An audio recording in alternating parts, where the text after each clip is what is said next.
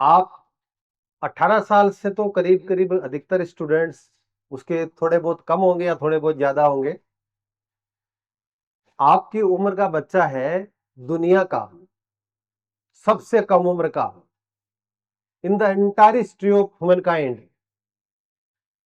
मात्र 18 साल की उम्र में विश्व चैंपियन बन गया चेस का, शतरंज का। शतरंज के बोर्ड में 64 खाने होते हैं, ठीक है ना।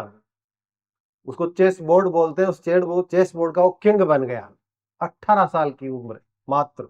और उसने सिंगापुर में 12 दिसंबर को चीन देश का लगातार 3 बार तक वहां का चैंपियन था, उसको हो रहा है डिंग लिरेन को, जिसने 12 दिसंबर को जीता। उसका नाम है डी गुकेश। मूलतः रहने वाला आंध्र प्रदेश का है। इसका पूरा नाम है डोमा राजू गुकेश, ठीक है। 18 साल का है। अभी इसका कहना है कि मैं दुनिया का नंबर 1 चेस चैंपियन है वो मैग्नस कार्लसन है, रैंकिंग में नंबर 1 पे है। ये डी गुकेश 7वें नंबर पे आता है आज की तारीख में। तो इसका ये कहना है कि मैं अगले साल उसके साथ उसका कंपटीशन होगा तो मैं वो बनूंगा। मैं पिछले 10 दिन से इसके बारे में रिसर्च कर रहा था कि ये डी गुकेश में ऐसा क्या है कि मात्र 18 साल की उम्र में इसने पूरी दुनिया पे, मतलब एक रात में, एक दिन के अंतर 24 घंटे के मात्र के समय में पूरी दुनिया पे छा गया। इसलिए मैं पिछले 10 दिन से ये रिसर्च कर रहा था कि इसमें ऐसा क्या है, इस बच्चे में ऐसा इसने क्या कर दिया, ऐसे कौन से गुण हैं कि ये नंबर 1 बन गया, करोड़पति बन गया 18 साल की उम्र में। घर वालों की जो समस्याएं थी सारी खत्म कर दी, आर्थिक समस्याएं। मैंने 7 चीजें इसकी काफी जगह कई चीजें देखी इसके बारे में, इसके इंटरव्यूज पढ़े, इसके पेरेंट्स के पढ़े, इनके साथियों के पढ़े, इनके कोचेज के पढ़े, और देखा कि इसके पास कुछ ऐसी चीजें हैं जो हमें उस जगह पे ले जाने के लिए प्रेरित करती हैं। तो इस डी गुकेश की जो 7 क्वालिटीज मैंने ऐसी देखी जो अनपैरेलल्ड है, अभूतपूर्व है, और इनको मैंने कंपेयर किया कि क्या ये गुण हर उस व्यक्ति में होते हैं क्या जो शिखर पे जाता है, सफल होता है, प्रभावकारी बनता है, बड़ा बनता है, महान बनता है। तो मुझे ये जानकर बड़ा आश्चर्य हुआ कि एक किताब लिखी हुई है the 7 habits of highly effective people. वो बहुत पॉपुलर किताब है, स्टीफन कवी ने लिखी है, अमेरिका का है। उसमें वो सारी की सातों चीजें लिखी हुई है। फिर मैं वेद उपनिषद खूब पढ़ता रहता हूँ। मैंने ऋग्वेद देखा। मैंने ऋग्वेद में भी कहीं तो लिखा होगा ना भगवान ने कि इंसान सफल कैसे बनता है। तो ऋग्वेद में एक ही श्लोक में, एक ही मंत्र में 10 चीज लिखी हुई है, उनमें से 7 इसमें थी। तो मैंने माना कि ये चीजें अगर हमारे विद्यार्थी, हर विद्यार्थी अपनाने लग जाए तो निश्चित तौर पे वो भी सफल हो सकता है। वो चीजें क्या है? पहली इसकी चीज मैंने जो देखी समझी, लक्ष्य तय करना, और जितना जल्दी हो सके उतना तय करना, और जितना सटीक हो उतना तय करना, और जितना उसमें मन लगने वाला काम हो उसको तय करना सबसे महत्वपूर्ण है। अगर आप लक्ष्य तय नहीं कर रहे हो, सबसे पहली कमी तो ये रह जाती है अपनी। तो अपना लक्ष्य तय करो। पहली बात मुकेश की जो मैंने देखी, उसके सारे इंटरव्यू जो मैंने देखा, ये चीज उसने बहुत जल्दी तय कर ली थी। सचिन तेंदुलकर 11 साल की उम्र में बैटिंग करना शुरू कर दिया था, तय कर लिया था कि बस क्रिकेट खेलना है। 5.5 साल की उम्र में लता मंगेशकर ने तय कर लिया था बस पार्श्व गायिका बनना है। स्वर कोकिला बन गई भारत की। सचिन तेंदुलकर ने सोचा था 11 साल में और क्रिकेट का भगवान बन गया। आपकी उम्र तो बहुत ज्यादा है, अगर अभी तक भी आप तय नहीं कर पा रहे हो तो बहुत लेट हो रहे हो। दूसरा बिंदु जो डिगू केस में मैंने देखा कि जो लक्ष्य था उसके ऊपर फिर 100% दिया, 100% फोकस। चेस खेलना है तो चेस के बारे में ही सोचना हर वक्त, उसी के बारे में सोचना, उसी के बारे में सब कुछ करना, सारी रिसर्च। कोई वीडियो देखना चेस का देखना, कोई गेम देखना तो चेस का देखना, अच्छे प्लेयर्स का देखना, राय लेनी तो अच्छे प्लेयर्स से लेनी, कंपनी रखनी तो अच्छे चेस प्लेयर्स के साथ रखनी। मतलब हर चीज चेस में, शतरंज में बना दी उसने। चारों तरफ जहां भी देखे 24 घंटे जो भी विचार आए, मन, वचन और कर्म तीनों को चेस से भर लिया। जैसा स्वामी विवेकानंद ने कहा था कि अगर आप जीवन में सफल होना चाहते हो तो एक विचार को लो, सिर्फ एक विचार को, यानी कि एक लक्ष्य को लो और उस विचार को जियो, उसी विचार को हर वक्त बोलो, उसी विचार से पूरे शरीर की धमनियों को भर लो, पूरे शरीर को उस विचार में बना लो और बाकी सारे विचारों को दूर रख दो। सफल होने का यही एक माध्यम है। ये डी गुकेश ने किया। आप भी कर सकते हो, लेकिन अभी तो आपने वो विचार ही तो नहीं किया कि वो विचार क्या है आपका। कौन सा पहाड़ तोड़ोगे, कुछ तो करोगे ना। ये कुछ है ना, इसका पता करना बहुत जरूरी है, कुछ क्या करना है, और फिर उसके ऊपर फोकस करना है, यानी कि 100% फोकस, अपनी ऊर्जा को 100% उसमें लगाना है। आपके दिमाग से जो ऊर्जा निकलती है उसको बिखरने मत दो, इधर उधर मत जाने दो। 100% उस लक्ष्य की प्राप्ति में लगा दो। ये डी गुकेश ने किया है, इसीलिए वो 18 साल की उम्र में दुनिया का बादशाह बन गया। शतरंज के संसार का सबसे कम उम्र का बादशाह बन गया और भारत का दूसरा विश्व चैंपियन है वो, विश्वनाथन आनंद के बाद में। आप भी ऐसा कर सकते हो, पढ़ाई में भी कर सकते हो और किसी क्षेत्र में भी कर सकते हो, आपको करना भी चाहिए। मैग्नस कार्लसन ने जब वो जीता तो कहा नहीं है तो कोई जीत नहीं है, डिंग लिरेन ने गलती कर दी इसलिए जीत गया, नहीं तो जीत नहीं सकता था, वो तो जूझ रहा था जीतने के लिए। कौन? गुकेश। तो विश्वनाथन आनंद उसका कोच है, उसी की एकेडमी में ट्रेनिंग ले रहा है, तो उसने कहा कि तेरे को घबराने की जरूरत नहीं है गुकेश, ये क्रिटिसिज्म भी आती रहती है, आलोचनाएं होती रहती है इन चीजों के साथ में, लेकिन तेरी जीत का कोई मुकाबला नहीं है। आप भी ऐसी जीत प्राप्त कर सकते हो, जिस क्षेत्र में भी जाना चाहते हो कर सकते हो, संभव है और आप में पोटेंशियल भी है, और डू दैट। तीसरा महत्वपूर्ण मैंने जो उसमें गुण देखा वो देखा कठिन परिश्रम। रात को 10 बजे सो जाता है, 6 बजे उठ जाता है और फिर पूरा का पूरा टाइम अपने काम को देता है। कभी भी वो ये नहीं देखता कि यूट्यूब पे मैं वीडियो देख के मनोरंजन कर लूं, या व्हाट्सएप देख लूं, फेसबुक देख लूं, इंस्टाग्राम पे रील देख लूं, नहीं, ऐसा नहीं करता वो। उसको आगे बढ़ना है। वो कहता है कि मुझे डेली इंप्रूवमेंट करना चाहिए, करना पड़ता है, करने की इच्छा होती है, क्योंकि अभी भी मैं नंबर 1 पे नहीं हूं। दुनिया का तो विश्व चैंपियन तो बन गया, लेकिन 1 नंबर पे तो अभी भी मैग्नस कार्लसन ही है, उसको हराऊं तब काम बने, और फिर उस जगह पे बैठा रहूं। क्योंकि 1 नंबर पे जो होता है ना, उसकी दुविधा ये होती है वो टकराए किससे, किसके साथ कंपटीशन करे, उसका खुद के साथ होता है। मैं जब जूनियर पढ़ता था तो हमारे पारिक साहब एंटोमोलॉजी पढ़ाते थे हमें, मेरी फर्स्ट मेरिट आती थी, तो मेरे को कहते थे बाकी और के लिए तो तू टारगेट है कि तेरे से कंपटीशन कर ले, तू किससे करेगा। मैंने कहा वो तो है तो यक्ष प्रश्न, जरा कह तू तेरे से खुद से ही कर, खुद से कंपटीशन कर, तेरे को कोई नहीं हरा पाएगा। तो खुद से कंपटीशन करना सीख गया, और जब तक पढ़ा लोगों को आश्चर्यचकित ही करता रहा, नौकरी लगी तो भी आश्चर्यचकित ही कर दिया। आप भी कर सकते हो। आपकी तैयारी ऐसी होनी चाहिए, मेहनत ऐसी होनी चाहिए, इतना कठिन परिश्रम करो, इतनी मेहनत करो कि दुनिया को पता लगे, जब रिजल्ट आए तब करे ये तो ऐसा था ही नहीं, ये तो ऐसी थी नहीं, ऐसा कैसे हो गया। फिर जब वो रिसर्च करेंगे ना आपके बारे में, जैसे मैं डी के कैसे कर रहा हूँ, जब रिसर्च करेंगे पता लगेगा इन्होंने तो बहुत मेहनत करी है।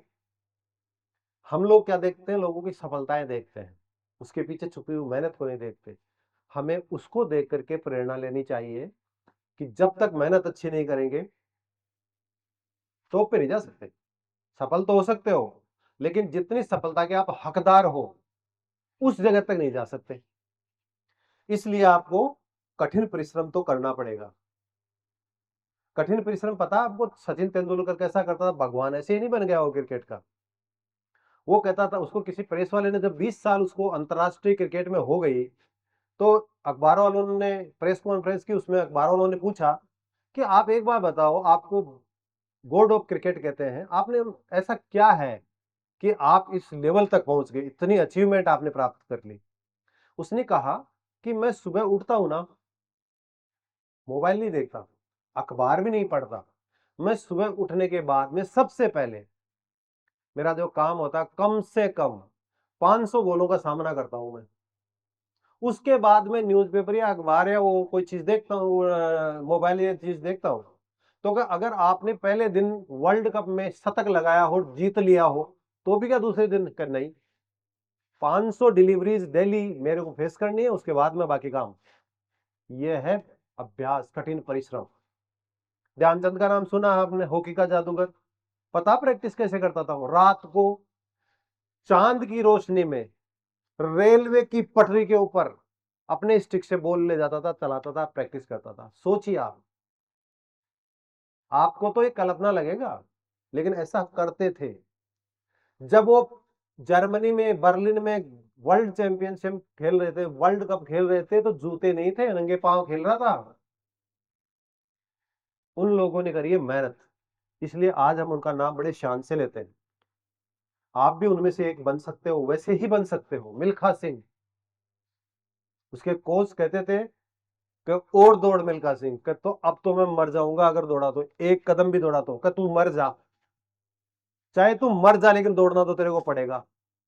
तो मिल्खा सिंह फिर अपने संस्मरण में कहता है कि मेरे कोच ने मुझे फ्लाइंग सिख बनाया, मेरे से इतना कठिन परिश्रम कराया जो मैं सोच भी नहीं सकता था।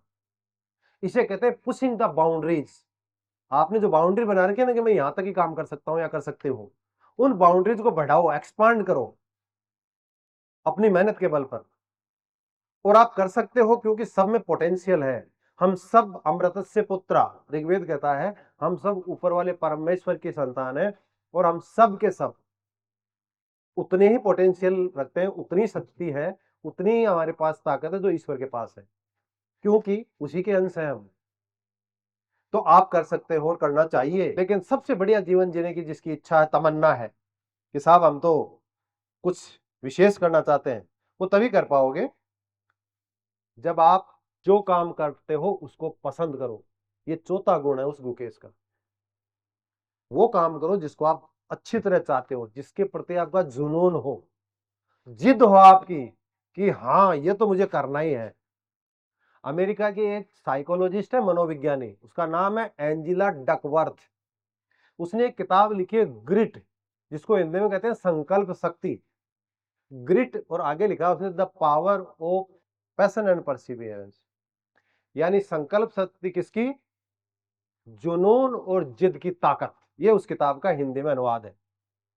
उसने ये लिखा है कि जो व्यक्ति टैलेंटेड होता है जन्म से, आप ये कह सकते हो कि गुकेश साहब जन्म से इंटेलिजेंट है इसलिए चेस में इतने यंग एज में बन गया, नहीं। इसका दूसरा पहलू भी है, दूसरा डायमेंशन भी है। ये तो सभी होते हैं, लेकिन उसने उस टैलेंट को पहचाना, उसको नरिश किया, उसका पोषण किया, उसको बढ़ाया। जैसे बच्चे को अपन पालते पोसते हैं ना, वैसे आपके जो सपने हैं, उन सपनों को आपको पालन पोषण भी करना पड़ता है। सपना देख लिया, उसके बाद उसकी मेहनत करनी पड़ेगी, उसके ऊपर वर्क करना पड़ेगा। इसका ये कहना है कि मैं चेस इसलिए नहीं खेलता हूं कि पैसे कमाऊं, मैं चेस इसलिए खेलता हूं कि मुझे आनंद आता है चेस खेलने में। अगर आपको पढ़ाई में आनंद आता है तो आप निश्चित तौर पे अपना लक्ष्य प्राप्त कर लोगे, बहुत आसानी से कर लोगे। और अगर आपको पढ़ाई में जोर आता है, ऐसे लगता है कि किसने पढ़ाई इजाद कर दी, क्यों किताबें बना दी, क्यों किताबें दे दी हाथ में, फिर बच्चियां तो सोचेंगी कि अच्छा लड़का नहीं मिल रहा, लड़के सोचेंगे अच्छी लड़कियां नहीं मिल रही, ये अकाल पड़ता ही रहेगा। और अगर आपने पढ़ाई, इस दुनिया में सबसे बड़ा हथियार है पढ़ाई। इस दुनिया में जितने भी महान परिवर्तन और क्रांतिकारी काम हुए हैं, वो सारे शिक्षा के बल पे हुए, शिक्षा के बल पे। मैं यहां खड़ा हूं तो शिक्षा के बल पे खड़ा हूं। इस दुनिया में अगर आपको सफलतम व्यक्ति बनना है तो शिक्षित होना पहली रिक्वायरमेंट है, और आप शिक्षित होकर कुछ भी कर सकते हैं। दुनिया के जितने भी सफलतम लोग हुए हैं, सब के सब शिक्षित रहे हैं। शिक्षा जरूरी नहीं कि औपचारिक शिक्षा ली जाए, अनौपचारिक भी हो सकती है, लेकिन उन्होंने मेहनत करी है, शिक्षित रहे हैं, उन्होंने मन से जिया है उस लक्ष्य को जिसको उसने अपना जीवन का बनाया। आप सोचते हो कि मुझे वकील बनना है तो बिल्कुल बनिए, एलएलबी की जम के तैयारी कीजिए, खूब प्रैक्टिस कीजिए, अच्छे वकीलों से मिलिए, उनसे राय लीजिए, बनिए।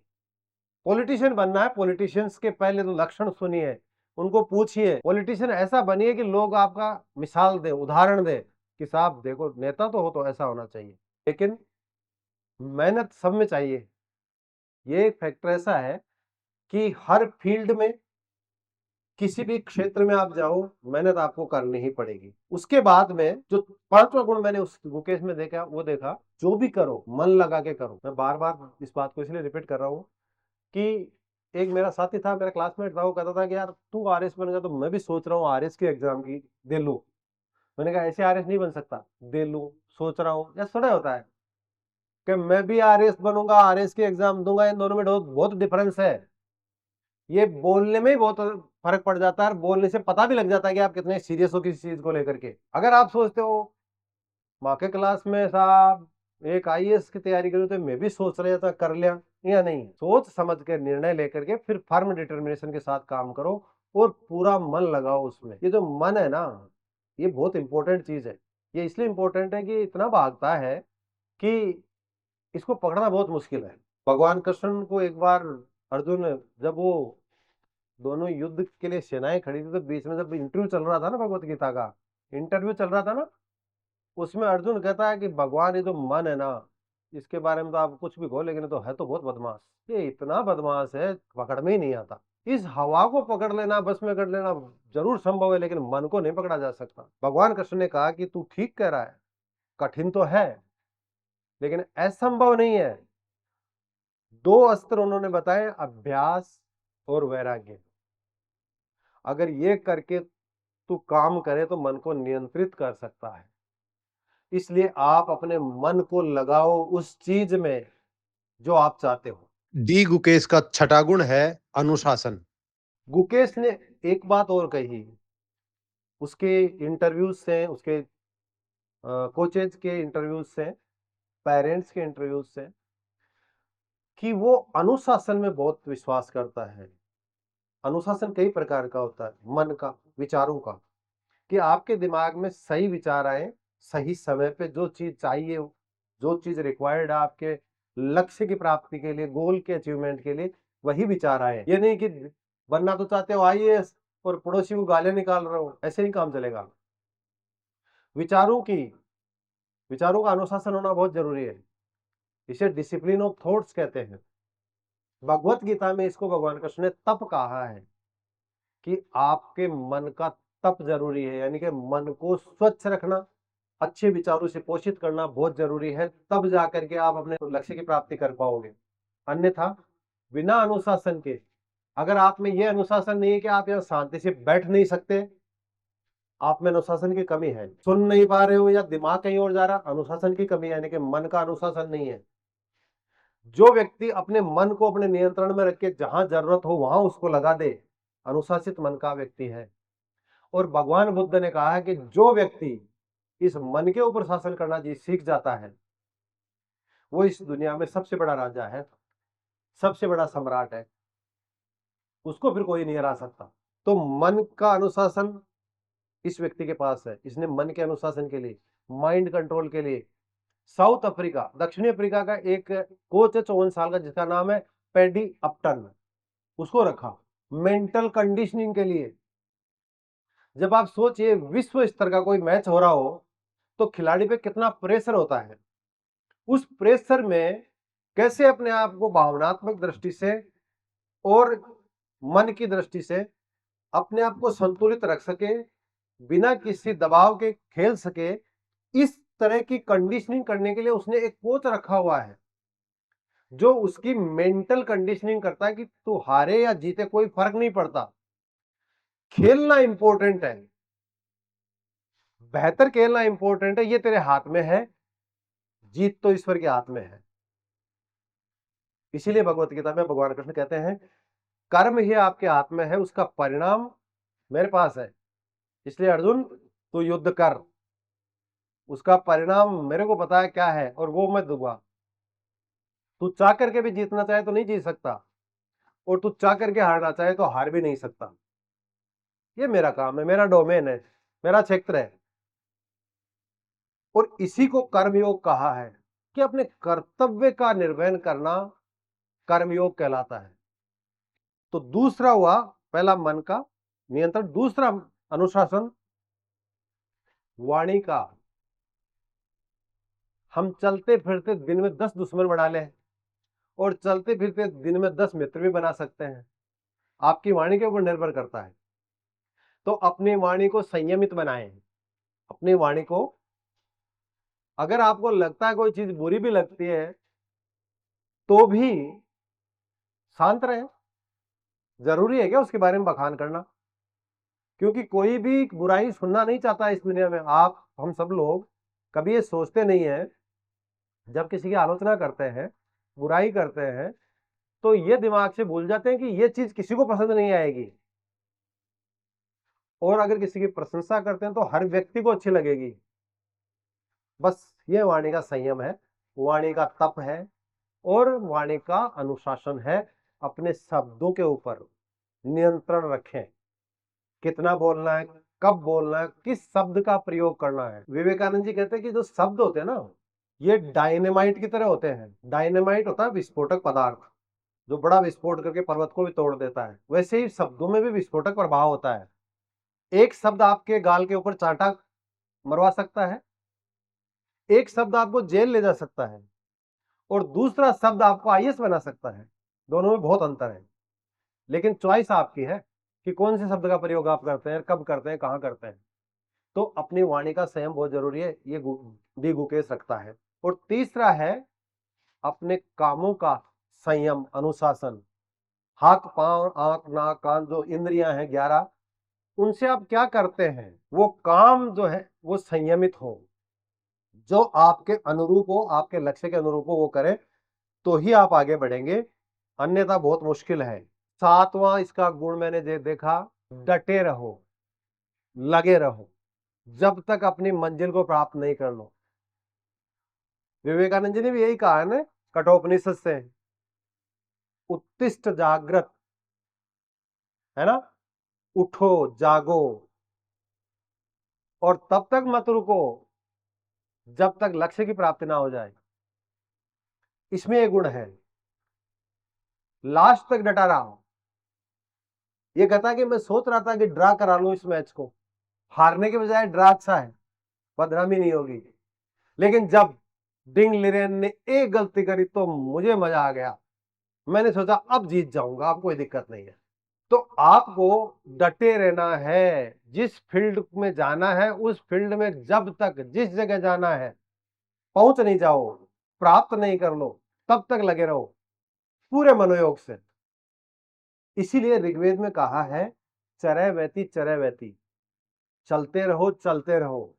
जो चलता रहता है, जो अपने कर्म में लगा रहता है, सफलता को एक दिन प्राप्त कर लेता है। डी गुकेश के सफलता के 7 मंत्र मैंने बताए हैं आपको, और सातों के सातों आप बिल्कुल अपना सकते हो। ऐसा एक भी नहीं है जिसमें आप अपने आप को असमर्थ पाओ। और उसने मान लीजिए 10 साल लगा दिए ये काम करने में, आपको 10 साल की भी जरूरत नहीं है। जो कॉलेज में है वो 5 साल के पीरियड में भी अगर ढंग से मेहनत कर ले तो मनचाहा लक्ष्य प्राप्त कर सकते हो आप। टफ नहीं है, असंभव नहीं है। मेहनत करोगे तो मेहनत के सामने हर कुछ प्राप्ति के लिए समर्पित हो जाती है चीजें।